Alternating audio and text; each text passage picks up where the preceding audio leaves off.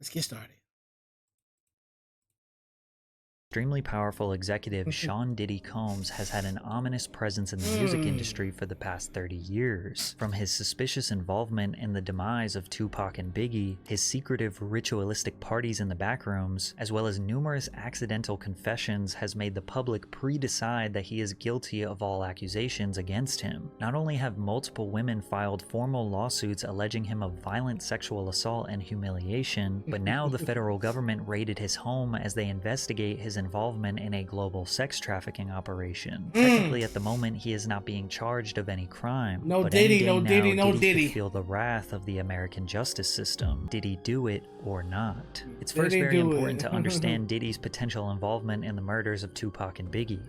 In the mid-90s, Diddy, also known as Sean Puffy Combs, was in the middle of the infamous East Coast vs. West Coast hip-hop rivalry. It all began with East Coast rapper and Bad Boy Records signee, the Notorious B.I.G., versus his enemy, West Coast rapper and Death Row Records signee, Tupac Shakur, and it ended with both of them being assassinated via drive-by shootings. Biggie and Tupac were friendly and actually respected each other at first. Tupac had begun rapping in 1991, and within 2 years already had earned a platinum album. Biggie was a crack dealer who recorded freestyles for fun, until someone sent his tapes to Puffy, who signed him to Bad Boy Records for $25,000. Puffy was also able to use his status in the music industry to connect Big and Pac. Pac became a mentor to Biggie. He once even asked him to be his manager. I was there, nigga. I trained the nigga. He used to be under me like my lieutenant. The nigga, I used to come to New York.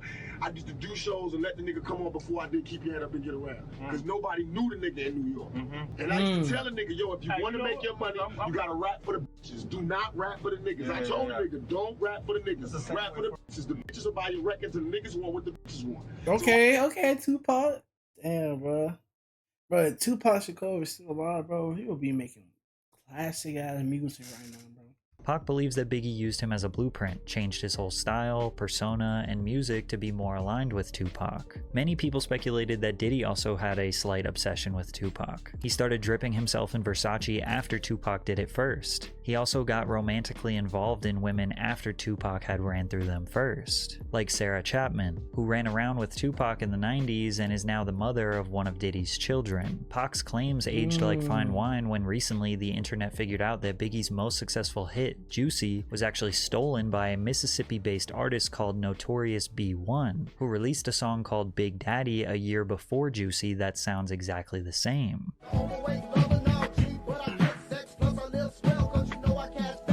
Is it a coincidence that Notorious B.I.G. and Notorious B.I.G. are very similar, and this song is called Big Daddy, and Biggie started going by Big Papa? But many people believe this was the mastermind of Diddy, as he was a music industry expert who knew how to scout talent and assess a hit song before anyone else heard it. They believe Puffy instructed his artist to steal from Notorious B.I.G., and Biggie trusted his boss and mentor. Pac and Big's rivalry began as a music-based competition. Who had more music sales? Who had the better fashion, media representation, and cultural influence. But due to gangster rap creeping into the mainstream and the two being surrounded by legitimate gangsters, tensions escalated to life-threatening conflict. In November 1994, Tupac was on his way to record some music at Quad Studios in New York City. Coincidentally, Biggie was there recording with Junior Mafia, which was a group of 4 friends that Big knew since their childhood. Puffy was there too, since Big was his artist, and anything that Big writes or records is technically owned by the Bad Boy label. Allegedly, a man by the name of Jimmy Henchman, who is now serving life in prison, was planning a robbery on Tupac since Pac owed him some money. Many speculate that Jimmy told Puffy what was about to happen, but Puffy did not try to stop it. When Pac was outside the studio, he looked up and realized rapper Lil Cease, who is best friends with Biggie, was yelling at him from above. He was excited to see him because they were friends. He told him he was going to go downstairs and meet him in the lobby. Pac got to the lobby downstairs when some men attempted to rob him at gunpoint, which quickly led to conflict and Pac being shot 5 times. In the middle of that trial, Shakur was gunned down, shot 5 times in what he claimed was a murder attempt and police called a robbery. To make things worse, a few months later, Pac was found guilty of sexual assault and would end up serving 9 months in prison. This gave him tons of time to think and reevaluate his life. To add insult to injury, Biggie released his iconic cutthroat track called Who Shot Ya, which felt like an obvious diss towards Tupac. But technically, it was recorded before Pac got shot, but it was marketed and released months after the incident. Tupac was a man on fire. A man who he believes was wrongfully convicted of a crime he didn't commit, was constantly being slandered by the media, and now feels was being disrespected by his biggest enemies, on top of being surrounded by real gangsters. I'm gonna tell you right now, bro. I hate people who comes in here and promote their shit. Start promoting. Like people get banned or timed out in my shit. That he just said he didn't care if his own artist died. At the same time, he still wanted to play gangster games. As we all know, these gangster games only lead to 2 outcomes: death or jail, and Tupac would meet his fate on September 13th, 1996. Pac and the Death Row Squad were attending the Bruce Seldon vs. Mike Tyson boxing match in Las Vegas. Hyped up from the testosterone and the energy of the fight, Pac wanted some action. A Death Row associate pointed out Orlando Anderson to Pac, who was a Southside Crip gang member, a rival to the Pyru Blood set that was affiliated with Death Row Records. Pac went up to Orlando and punched him in the face. Then Death Row associates put a beating on the man. Later that night, Suge and Tupac were driving down East Flamingo Road to Club 662, when suddenly a white Cadillac pulled up beside them at a red light and opened fire on Tupac. He was hit 4 times, with the fatal shot piercing his lung. Just last year, Las Vegas police arrested a man called Dwayne Keefe D. Davis, who was a shot caller for the group of individuals that committed this crime, and he orchestrated the plan that was carried out. Ironically, Keefe D. has been confessing his involvement publicly on the internet for years. In 2008, he confessed that his nephew, Orlando Anderson, the man that Tupac punched earlier that night, was the one who actually pulled the trigger. When Diddy was asked about this confession, this was his response. It was this documentary that claimed, which we know wasn't true. Yeah, check this out. We don't talk about things that are nonsense. Throw was likely seeking retaliation for the murder of Tupac. Everyone at Bad Boy Records knew they were not safe, but they were especially not safe in Southern California. An LA kingpin called Gene Deal, Diddy's bodyguard, and warned him that there was a hit placed on Biggie in LA. This somebody did 26 years in the federal jail as a kingpin, brother. He called me to save Biggs' them life. Despite knowing all this information, in February of 1997, they headed out to Los Angeles to promote Biggie's new album, Life After Death. Puffy also wanted to record some of his album, No Way Out, in LA. Lil Cease, Biggie's best friend, claims that Big wanted to be in LA.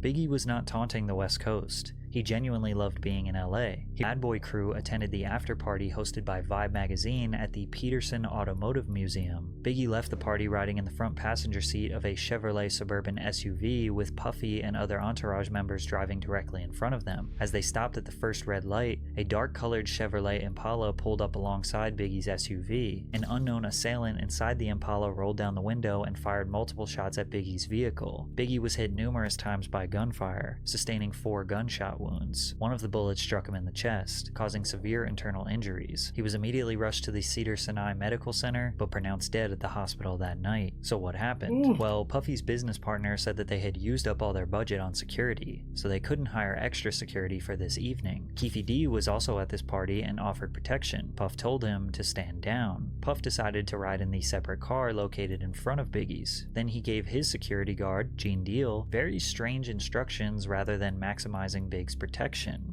I tried to ride on the side of the car. Puff said, "Yo, Gene, what you doing?" I said, "I'm riding on the side of the car. I'm gonna have my gun out." So he says to me, "Gene, if you don't get in this car, you ain't gonna never work for Bad Boy ever again."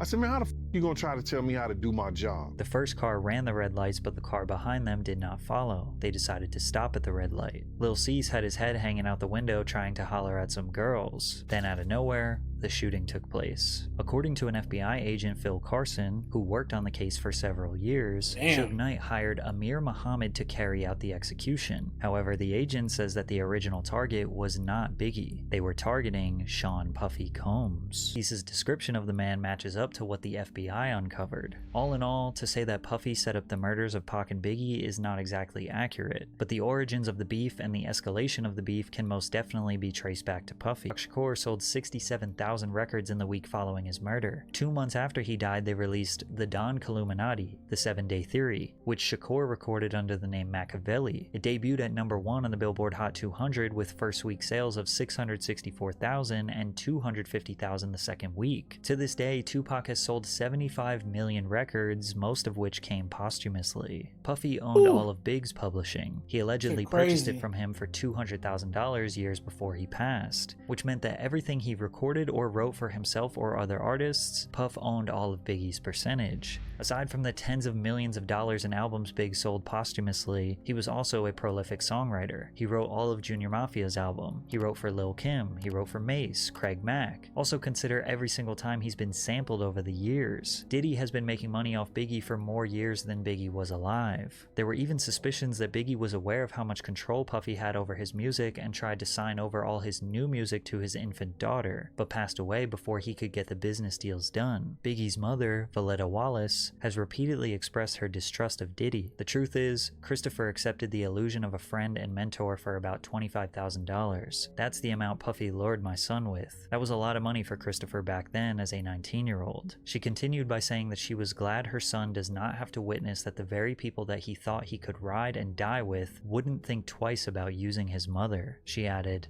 "I am glad that he is not here to see how they have used his image and his name." Diddy was filthy rich, extremely powerful, and evidently unpredictable. Imagine how easy it was to leverage his power in the music industry and his personal life. If you said no to him, in theory, he could blackball you, extort you, or maybe something more permanent. So consider that when we begin analyzing his history of suspicious behavior. I got my MTV out. Savage! I'm a savage! Oh! I'm a savage! Whatever I want, I'm going to get! Whatever I want, I have to get! And you'll notice a theme where Diddy is very comfortable touching other people, embracing them, calling them pet names, and almost always the other person's body language screams they do not like it. Oh my god, I forgot the Meek Mill shit. Oh my god, the Meek Mill shit. Oh my god. Bro, did y'all see what Meek Mill moaned? No, he said, get up. Bro, y'all gotta see that shit, bro. Y'all gotta see that shit. Hold on. Hold on. Get up. That was so funny. Bro.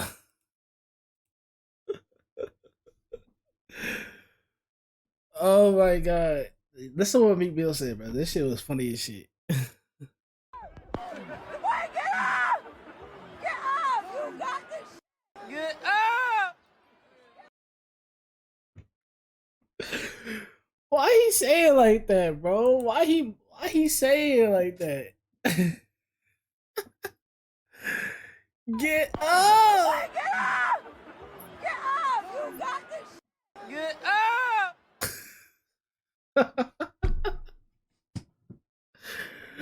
Oh my god, bro. Meek, you funny, bro. I ain't gonna lie. The Meek Mill story, bro. This nigga is low key.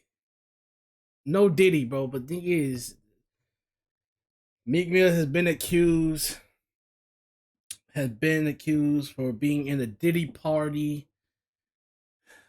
Got groomed. Is being allegedly people saying he's gay for fucking niggas and all type of shit, bro. It's low key funny, bro. Bro. I'm not gonna cap, bro. Bro. Diddy has been the mastermind of every fucking rapper it is. Fucking hey, bro.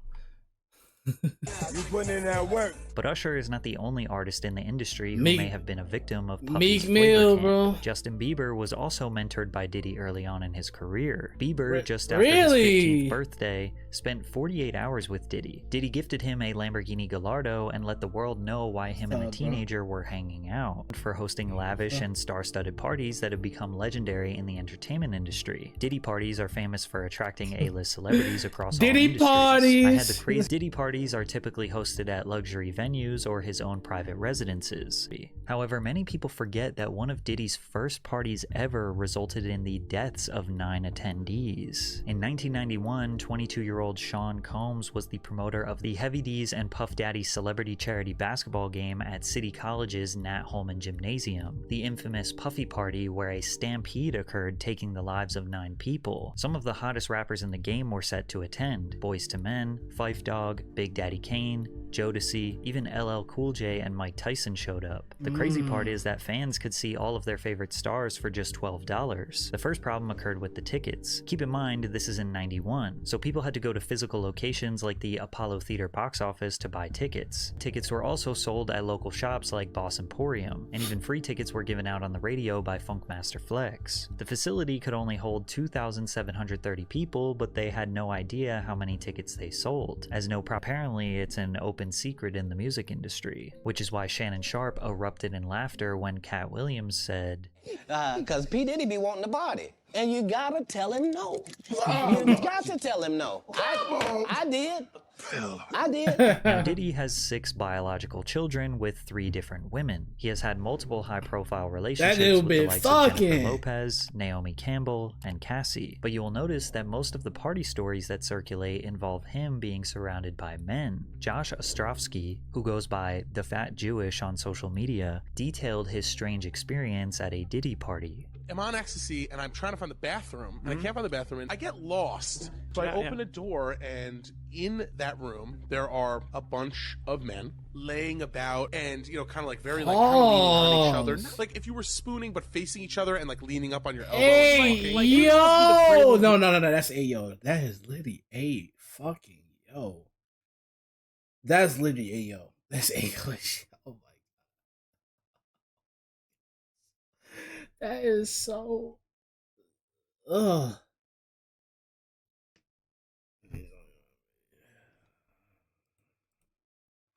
That is so.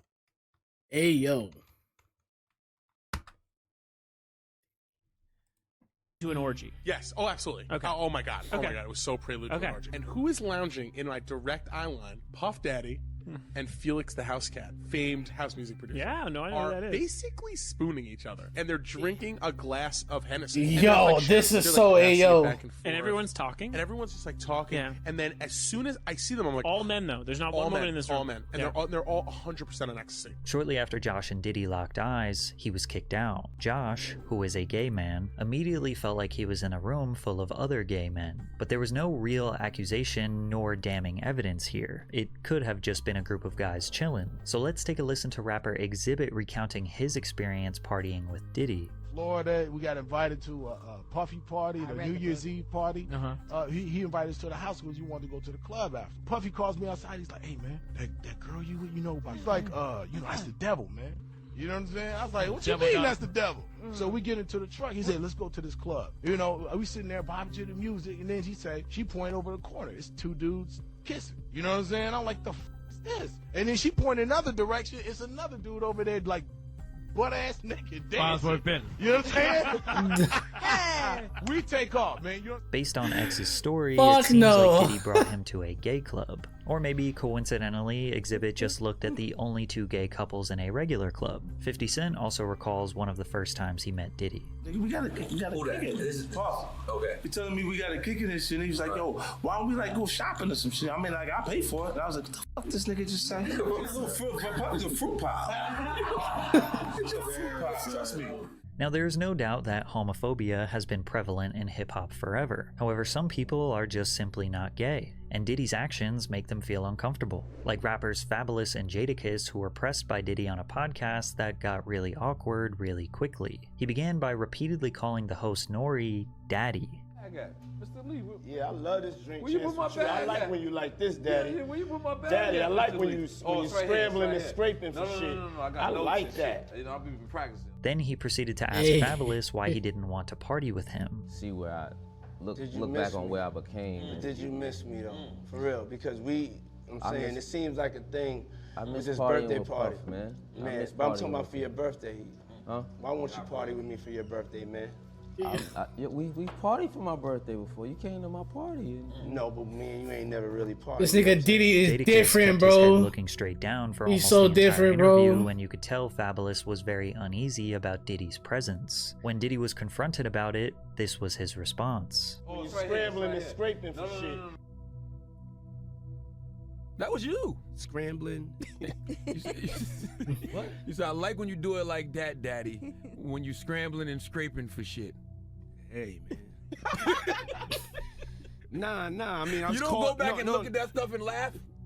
I mean, it could be funny. I don't really be on it like that. It seems like he genuinely has no idea why people thought what he said was weird. He says things, he doesn't even know what he's saying is like fruity. You know what I'm saying? Like, he said something fabulous and he goes, yo, but me and you, we ain't party. Like, we need to party. What is he talking about? What is he talking about? When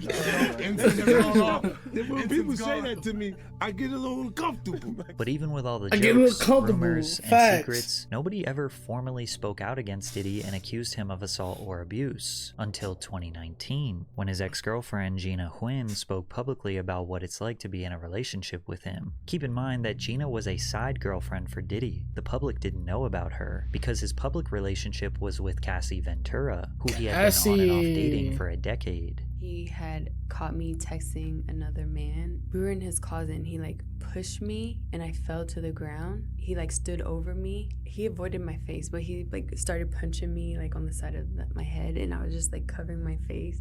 He like stomped on my stomach. Like, took the wind out of my breath. I couldn't breathe, pleading to him like, can you stop? And he like stopped for a little bit. He like grabbed my hair from the back and like was like punching the back of my head. She also claims that she was pregnant with his child in 2014.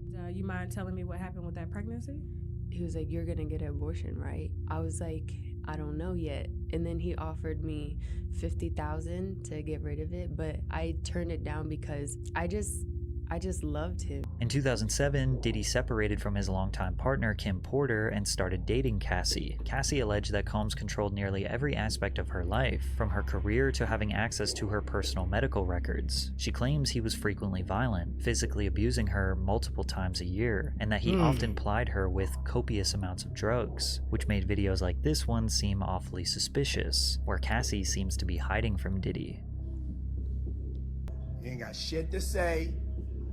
Yo. The court papers assert that others who worked with Mr. Combs helped him control Ms. Ventura, like suppressing her music if she did not obey his orders, or by helping to conceal his behavior. But it wasn't just mentally controlling. He also often got physically violent with her. In one incident in Los Angeles in 2009, the suit says that Mr. Combs became enraged when he saw Ms. Ventura talking to another talent agent, then pushed her into a car and kicked her repeatedly in the face, making her bleed. The suit also details Diddy's request for Cassie to engage in his newest sexual fantasy called voyeurism. Combs forced Ventura to have sex with male sex workers in different cities, encounters she claimed he watched, pleasured himself to, and recorded. This is the allegation that likely opened up a federal investigation into him sex trafficking people. According to the suit, Mr. Combs called these encounters freak-offs, which involved costumes, like masquerade masks and lingerie. The lawsuit continues to detail some of the most horrific, embarrassing, and torturous behavior Diddy allegedly committed. No Diddy, no Combs' Diddy, lawyer, no Diddy. Benjamin Braffman, responded to the lawsuit on behalf of him. Mr. Combs vehemently denies these offensive and outrageous allegations. For the past 6 months, Mr. Combs has been subjected to Ms. Ventura's persistent demand of $30 million, under the threat of writing a damaging book about their relationship. Despite them denying everything, the lawsuit was settled just 24 hours after it was made public. We don't know how much, but due to the severity of the charges, the public assumed that Diddy coughed up tens of millions of dollars to keep her quiet. And while Combs likely believed that he escaped Cassie's lawsuit unscathed, a woman named Liza Gardner filed a lawsuit on November 23rd. Gardner claimed that she and a friend met Combs and singer-songwriter Aaron Hall at an MCA Records event in either 1990 or 1992. They returned to Hall's apartment for an after-party where she was offered more drinks and was coerced into having sex with Combs, who assaulted both her and her friend. In another complaint filed the same same day, Joy Dickerson Neal alleged that in 1991, she reluctantly went on a date with Combs, who intentionally drugged and sexually assaulted her after their dinner. Diddy denied the allegations through a spokesperson who claimed that the women's claims were fabricated and accused them of exploiting the Adult Survivors Act. The New York's Adult Survivors Act temporarily eliminated the civil statute of limitations for survivors of sexual assault, which gave them the right to file a lawsuit against the perpetrator regardless of how long ago it occurred. Then another woman came out. Jane Doe alleged that Combs, his longtime lieutenant Harve Pierre, and a third unidentified assailant gang-raped her when she was 17 at Combs' Manhattan recording studio in 2003. Pierre, Jesus. who previously served as president of Combs Bad Boy Entertainment, had also been sued by a former assistant, who alleges he used his position of authority as plaintiff's boss to groom, exploit, and sexually assault her several times between 2016 and 2017. The lawsuit further claimed that men trafficked Doe across state lines from Detroit to New York City on a private jet, supplied the teenager with drugs and alcohol until she couldn't consent, and then violently assaulted her. The complaint also included several photos that Doe alleges were taken at the studio that night, including one where she is sitting on Combs' lap. "Enough is enough," Diddy said on Instagram. "For the last couple of weeks, I've sat silently and watched people try to assassinate my character, destroy my reputation and my legacy. I did not do any of the awful things being alleged. I will fight for my name, my family, and for the truth." But it wasn't just women accusing him. In February of 2024, Combs' former producer and videographer, Rodney Lil Rod Jones, filed a federal lawsuit against Combs, alleging Combs sexually harassed, drugged, and threatened him. According to the lawsuit, Rodney Lil Rod Jones lived with Combs between September 2022 and November 2023, during which he worked on Diddy's most recent album, the Love Album, Off the Grid. As Combs' videographer, Jones allegedly secured hours of footage and audio recordings of Combs engaging in illegal activity. The activity the suit alleges includes acquiring drugs, soliciting sex workers, providing laced drinks to minors, and sexual assault. Jones alleges that he was the victim of constant unsolicited and unauthorized groping and touching of his anus by Mr. Combs. Mr. Jones was forced by Mr. Combs to work in Mr. Combs' bathroom as Mr. Combs walked around naked and showered in a clear glass enclosure. In the lawsuit, Jones also alleges that Young Miami, who is Diddy's most recent girlfriend, was among those who were paid a monthly fee by Diddy to work as his sex workers. Jones believed Diddy was grooming him with the goal of passing him off to others. While on a yacht in January of 2023, Jones alleges he was introduced to Oscar-winning actor Cuba Gooding Jr., who proceeded to grope and fondle him until being forcibly pushed away. Jones claimed that Diddy, who had dominion and control over Gooding Jr., failed to step in. Also in Jones's lawsuit, an unnamed rapper is mentioned as having been on Diddy's yacht, where they were allegedly seen consorting with underage girls and sex workers. This rapper is described as a Philadelphia rapper who dated Nicki Minaj. Rapper Meek Mill is from Philadelphia and dated Nicki Minaj from 2014 to 2016. Allegation made in the lawsuit was Mr. Jones discovered that Mr. Combs has hidden cameras in every room of his homes, and that Diddy was secretly recording artists and powerful executives like Lucien Grange, who was mentioned in the lawsuit, who may or may not have participated in the freak-offs. If this turns out to be true, we might see some of the most powerful people in the entertainment industry get exposed, and 50 Cent wants to be a part of the expose. He said on Instagram, shaking my head, "This is gonna be so good. What you wanna bet I'm gonna get these tapes? I'll pay top dollar for them. You been over there? I don't go to Puffy's parties." However, it seems as though Sean Combs' reign of terror may be over. On March 25th, 2024, Homeland Security agents and other law enforcement officers raided Diddy's homes in Los Angeles and Miami. Diddy was not even in the United States during the time of the raid. Today it seems like Diddy is spiraling. He just posted on social media trying to see who in the industry is on his side. Hey, yo, right now though, for real, yo, I need to know who with me, you know? Like just straight up, like I don't have the time. If you with me, let it be known. If you don't with me, be quiet. And just in case you wanted some more twisted allegations and insane conspiracy theories, take a look at the founders of Uptown Records, the people who gave Diddy his very first job in the music industry. Andre Harrell, dead at age 59. Heavy D, dead at age 44. Kim Porter, dead at age 47. And Al B. Sure, who was just in a coma for 2 months and almost lost his life. Al B. Sure is also the father of Diddy's oldest adopted son. Al B. had a child with Kim reporter before she left him, married Diddy, and had children with him. Albie has recently been trying to reach out to his oldest son, hoping that he will leave Diddy and come back home, and when he got out of his coma, he strongly insinuated that Diddy was the reason behind it. Why would Diddy want the people who got him into the music industry in the first place to all be dead? I don't know. Your guess is as good as mine. But it seems like almost everyone around Sean Combs for his whole career either dies, disappears from relevance, or speaks out against his devilish ways. Yet nothing bad ever seems to happen to him. He just seems to get more successful and rich. Is it a coincidence? Maybe. But for now, we will just have to see how this all plays out. Based on everything you have learned in this video, you probably think he is guilty. But as of right now, he is innocent until proven Diddy. No Diddy. No Diddy. This was a W video. Holy shit. God damn. I'm telling you right now, if I ever get big, guess what? I'm not going to no Diddy party. I'm not going to no Diddy party. Fuck that game. Alright, chat. This is a short stream anyway. We cover almost the majority of the videos that I want to watch. I was thinking about watching this, the Cat Williams shit, but I decided not